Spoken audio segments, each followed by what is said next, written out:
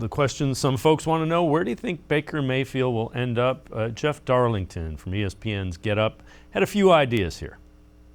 Greeny, I get why we think that's the spot, and I understand that $19 million is not that much for a quarterback, but it is a lot when you've already invested in Sam Darnold $18 million. So I don't know that it's as clear. I think there are other teams that could take Baker Mayfield on easier than the Carolina Panthers could right now. So I'm not so convinced that that's ultimately where he ends up. So what are the other teams? I mean, Seattle, namely, is still, to me, makes the most sense. But look, if for some reason the Browns, and I don't expect this to happen, were to cut Baker Mayfield, I think he signs with the Pittsburgh Steelers the very next day. Again, teams do still covet Baker Mayfield. They just don't think that they need to give up as much as the Cleveland Browns are asking right now. This will trigger at some point, and teams will be interested. That day is just not today. And Hayden Grove, I think that gets to why the Browns are kind of waiting. They realize Baker Mayfield is one of the 32 best quarterbacks in the NFL, and he is a starting quarterback. You have to surround him with some stuff to win, but they're waiting to see if they can get an asset, maybe not have to eat any of the salary, and it's a waiting game. There's a right time for everything, and clearly Andrew Berry knows the market pretty well, and it's just not the right time at this point in time.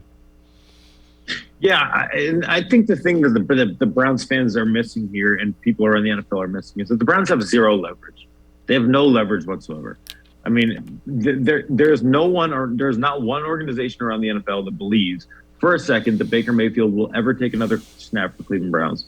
There's not one organization that around the league that believes that he's going to sit there and sit on the sidelines for 18 games. It's just not going to happen. The Browns have no leverage in this. So the fact that they want more in a trade might be too bad. I mean, Andrew Berry is just going to have to take what he gets, or he's going to have to release Baker Mayfield. Because if I'm the Seattle Seahawks, I'm saying why would I don't necessarily need a quarterback. I have Drew Lock. I don't need to go pay you a first round pick for Baker Mayfield. I will wait till you release him, because you're going to have to release him. If you can't find a trade partner, you're going to have to release him. So the Browns have zero leverage with this Baker Mayfield situation. I think they've bungled it in a couple different ways, and ultimately it doesn't matter because they got their quarterback in Deshaun Watson. But again, I just think it's best to just cut bait and move on. It's going to be best for him. It's going to be best for the organization. I don't know what they're waiting for outside of, hoping and praying that they will get a pick or something that they really like for a guy in Baker Mayfield.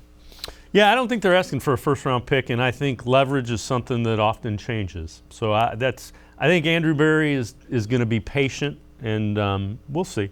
But again, I would not release Baker Mayfield because, again, you don't release starting quarterbacks. So if somebody's waiting for that, I think they're going to have a long wait